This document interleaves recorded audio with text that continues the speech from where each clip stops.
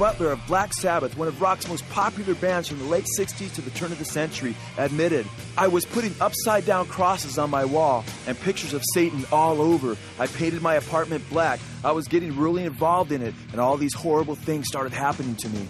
Butler states, "There was a weekly magazine called Man, Myth, and Magic that I started reading, which was all about Satan. That and books by Aleister Crowley." Black Sabbath's reunion album liner notes state, quote, "Black Sabbath was launched in the U.S. with a party in San Francisco with the head of the Church of Satan, Anton LaVey, presiding over proceedings. All of a sudden, Sabbath were Satan's right-hand men." Black Sabbath became one of hundreds of bands recruiting millions of young people to Satan, reported even to go as far to give altar calls to receive Satan as Lord. Black Sabbath was named after a satanic being that appeared to bass player Geezer Butler after he had already painted his house black and adorned it with upside-down crosses and depictions of Satan. This satanic being that appeared at the foot of Butler's bed is considered the fifth mystical member of Black Sabbath, who gave them the material for their first 3 albums. Ozzy Osbourne has admitted that he thinks that he is a vehicle being used by Satan, declaring, "I don't know if I'm a medium for some outside source. Whatever it is, frankly, I hope it's not what I think. Satan." I was getting into, not practicing, but reading a lot of spiritualism and black magic and white magic and all that kind of stuff, and which, you know, a lot of people were doing at the time, which is like the post-hippie generation kind of thing, so all the peace and love is going out the window.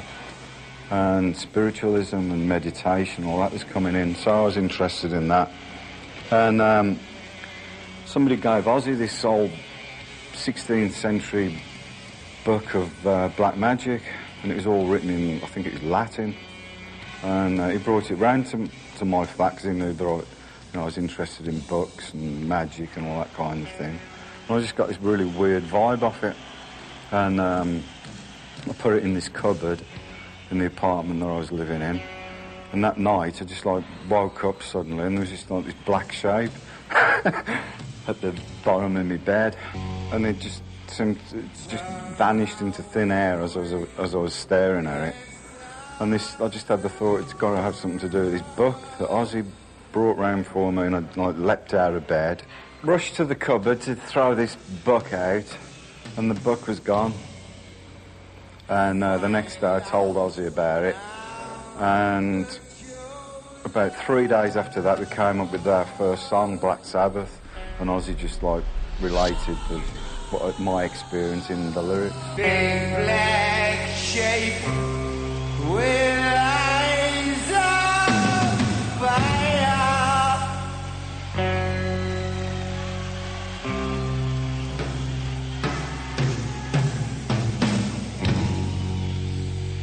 telling people their desire. Satan sending his smiling. Watches those flames get higher and higher. Oh no, please God help me. We've always, within the band, said there is a fifth member, a mystical member, yeah. We've always said there's something looking over us. And the only way that I can describe that, probably in its best, the best way for me is that when we were playing our first songs together, and especially our first the first 3 albums, for instance, we would literally show up in a room, and it was almost as if the songs were already written.